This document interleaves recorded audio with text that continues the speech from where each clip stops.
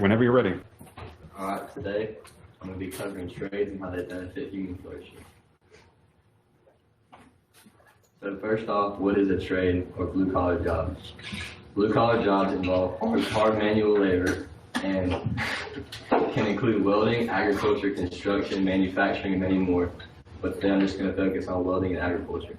So first off, what's the difference between a trade school and a four-year college? Right off the bat, the trade school route usually takes less time than a regular college would. You can get certified in around 2 years, which puts you out in the field quicker. Trade schools also cost a lot less, and in some states like South Carolina, trade school has been tuition-free for the past few years. In recent years, there's been a decrease in the amount of people willing to go into trade schools and start these blue-collar jobs. According to HR Magazine, 84% of employers are seeing a decrease in employees and people willing to work for them. Why are so many people pushing away the option of trade school when they can make $50,000 to $70,000 or more a year, while those who complete a four-year college struggle with student loan debt and are unemployed or underemployed? Peter Capelli, a professor of management at the University of Pennsylvania, adds that many companies are choosing to take their production overseas where blue-collar jobs and workers are more plentiful and production will go faster. This movement of production overseas completely defeats the idea of the American dream of working for what you have and making our country separate from anyone else. Those who have completed skilled trade apprenticeships represent about 0.003% of the entire U.S. workforce, yet in other countries it makes up about 30%. Now with trade school being free the past two semesters and the fall semester coming up, going into trade schools to learn a skill seems like a given. Mike Rowe, the host of the TV show Dirty Jobs, says the amount of Americans looking for work is the lowest it's been in decades, while the amount of job openings is at record heights. This is a huge problem in America, and we need to find a way to fill this gap of trades, or jobs in trades. So now I'm going to go into what welding and agriculture are and why they are so important. So welding is the act of using a power source and a ground to heat metal and essentially melt two pieces together. This comes in many different forms, but today I'll focus on three: MIG, TIG, and stick. Welding is very efficient and a versatile system that creates a durable bond, flawless seam, and superior melting point, according to Summit College. All types of welding use a power source, a ground, and some sort of arc which protects the metal from the air around it and works as a heat source. However, each of these welding processes has its own unique parts and uses. So this is where it gets kind of confusing. But stick welding is used in pipeline welding, manufacturing, and even fixing heavy machinery. It involves hooking the object you're working with to a ground or a negative, and hooking the welding rod or stick to a clamp connected to your power source. As soon as you touch your welding rod to what you're working with, it ignites, causing your arc and melting the metal together. MIG welding is used for mostly thinner metals, which makes it perfect for working on the body of cars or motorbikes. It essentially works the same as stick, except instead of a clamp connected to a stick, you have a welding gun with a wire feed, which is then used to weld the two pieces of metal together. So the wire feed just kind of works as a stick. TIG welding is the most difficult to learn, and it is used in pipeline welding and also in welding special materials such as titanium. It needs a constant amperage power source, a ground lead clamp, a TIG torch, a non-consumable tungsten electrode to produce the arc, shielding gas to protect the weld area from the air, and it's typically argon gas, and filler wire. A TIG torch uses the same power supply as a stick welder, but adds a TIG torch and a hose connected to argon gas. The tungsten electrode is put into the torch, your power supply is turned on, and the ground is connected to the metal. Next, all you have to do is turn the gas on, which will feed through the torch, and then once the tungsten is scratched, it creates an arc or the heat source, and that's what's used to heat the filler wire in order to melt the metal together. So now let's talk about something a little bit less confusing. That's agriculture. Those are the four, which I thought covered. And then we'll talk about agriculture. Agriculture is characterized as the act and science behind cultivation of the soil, growing crops, and raising livestock. This can include raising livestock for food, cattle for food or dairy, and plants also for food. Agriculture can include the preparation of these things to sell to others or even just to use yourself.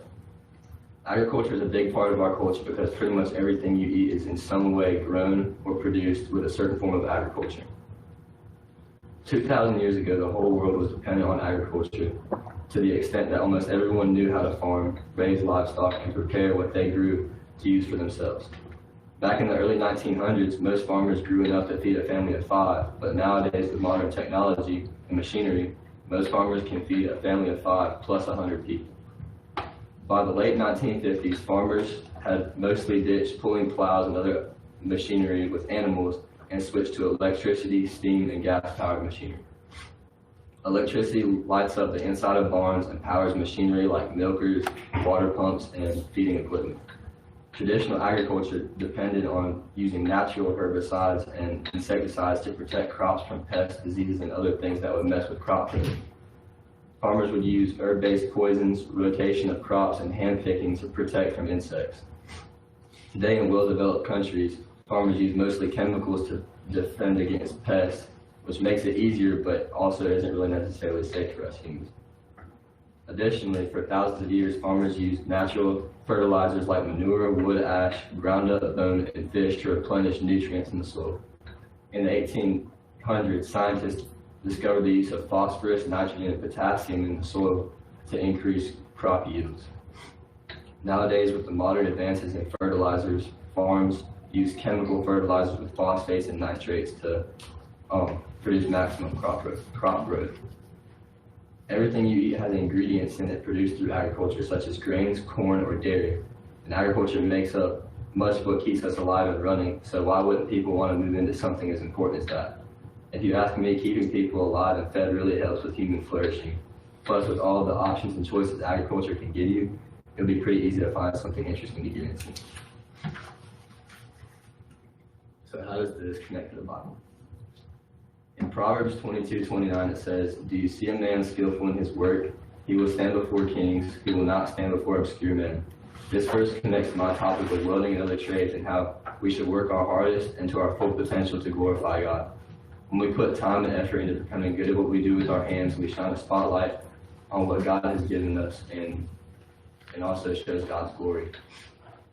Next, in Colossians 3:23-24, "Whatever you do, work heartily as if for the Lord and not for men, knowing that from the Lord you will receive the inheritance as your reward. You are serving the Lord Christ." In everything, especially trades, we need to work with all our heart for God and give Him the glory because He gives us the ability to do things we love. Lastly, in Peter 4:10, it is said that as each has received a gift, use it to serve one another as good stewards of as God's varied grace. As Christians, if we find our gift in any job, we should use it to benefit people and be good stewards of what we have. This selflessness and helping of others leads to human flourishing. So in closing, I really don't have an answer on why people are ditching these trades and trying to find other forms of work. It could be because they just think they're better than the old ways of doing things, or because they just don't want to get their hands dirty. But I hope my presentation helped expand y'all's knowledge of the blue collar side of things, and maybe y'all want to try to test the waters in this type of work. Thank you.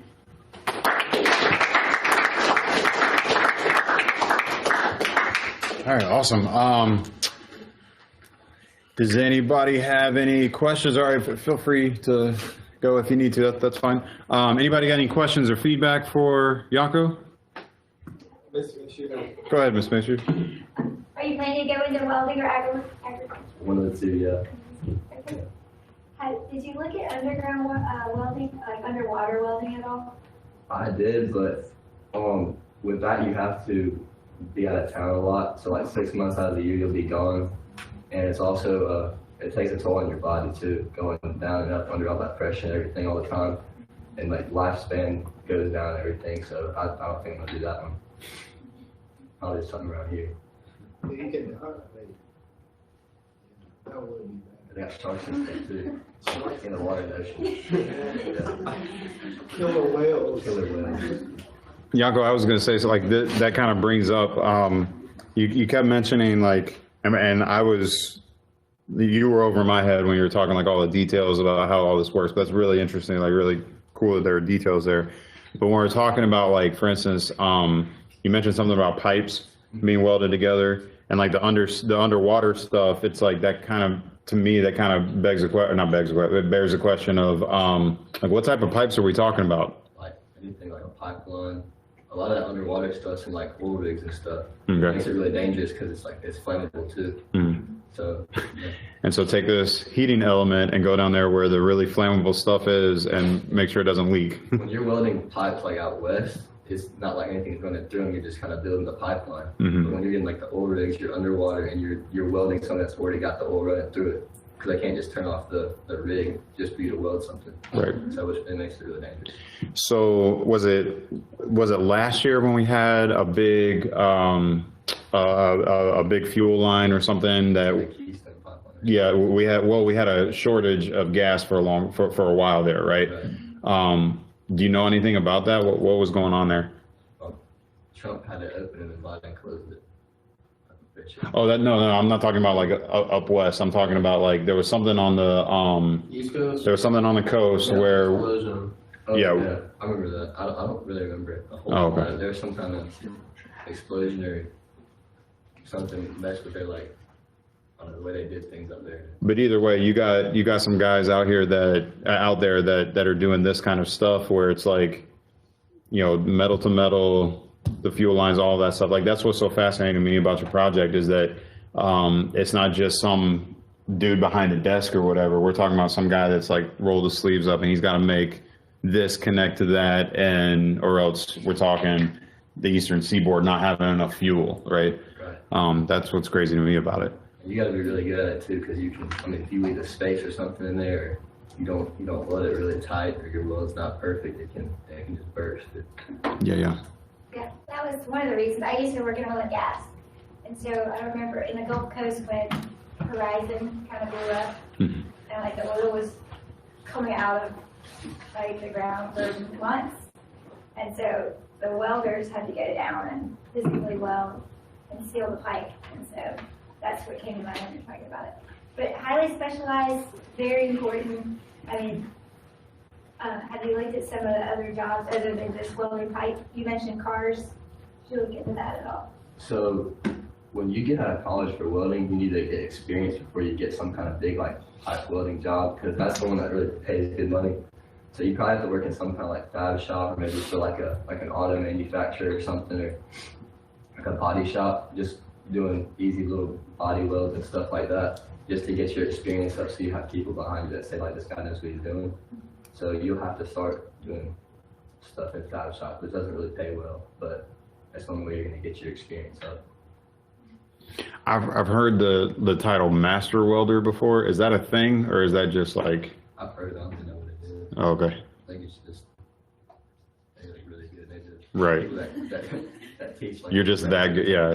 I didn't know if there was like an actual certification that you get up to. It's like, oh, well, he's a master welder. Like I didn't know if that was the thing or not. I think it is, I'm not sure though. Cool.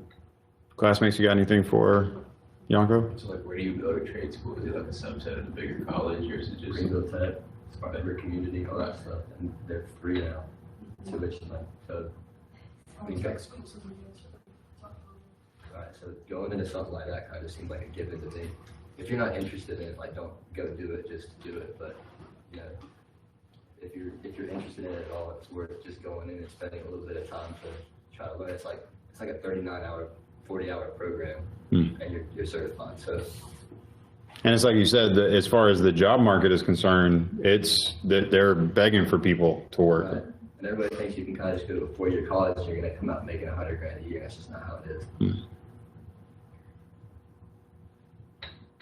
Anybody got anything else for you? I'm sorry, I asked a big question. Do you think there's a stigma about going to blue collar jobs versus going to 4-year university? Like a stereotype of who goes to blue collar versus going to university? It's like the poor people go to blue collar jobs and the rich people go to college, That's kind of the stereotype behind it. Do you think that impacts decisions that people make? Trying to think And about to an extent, yeah. I mean, I think some people think that if they go be a doctor, they're going to be more held to a higher pedestal and respected more than somebody that's going out and welding. But either way, you have to work hard to learn what you're doing, and you have to be good at either one. So the respect's there for both. If you're interested, just go for it. Yeah, I think there is a cultural story to be told here that we place more social importance on jobs that aren't these, hand skills that someone's got to do. Someone's got to make these things happen, right? The building we're about to build, I bet you there's going to be a welding crew out there putting those metal beams together at some point. I know a lot of it's rivets and stuff like that, but it's one of those things that we all benefit from on a regular basis. And we just don't recognize it because most of us are chasing some bigger thing that we think is bigger. And so that's what I love about the exposure of this is that, no, there's that stigma shouldn't be there in terms of importance, in terms of how many people it helps, in terms of how interesting or difficult the job is. I don't think there really should be this imbalance that it's like, oh, I want something better for myself, so I'm going to go, spend $50,000 for a degree that may or may not be what I'm going to do for a career. So let me just say, welding has such a big, wide area of what you can do. Soldering is a type of welding. It's used for electrical. It's in your computer, like microchips soldered together to like big buildings and skyscrapers. It's just it's such a wide, just amount of things that it's needed for that we use every day. This building's got to have welds in it, so it's a huge part of society, but people just kind of are starting to turn their shoulder on it. So it's sad, but. There's a lot of machines taking over too, welding machines, but we're always going to need people and mechanics that can work on that kind of stuff. So these blue collar jobs are always needed. awesome. Last call. Anybody got anything else? And I think talked about blue collar jobs and wearing a blue shirt. Right now. You literally got a blue collar on. Nice. So how you gonna feel about having to pull your hair out? I don't really care. What about if they tell you to cut it? You wear it's a welding cap. Right, you put it on can underneath get a your welding thing. cap, you got a mask you got to put on that covers your whole face. You want to be lunch late. Oh. Yeah, See, I just asked her, I'd be scared for my hair. you got pretty hair, so I would be scared. What is happening to the discussion? All right, last call. Any other questions? Awesome. Thank you, Janko.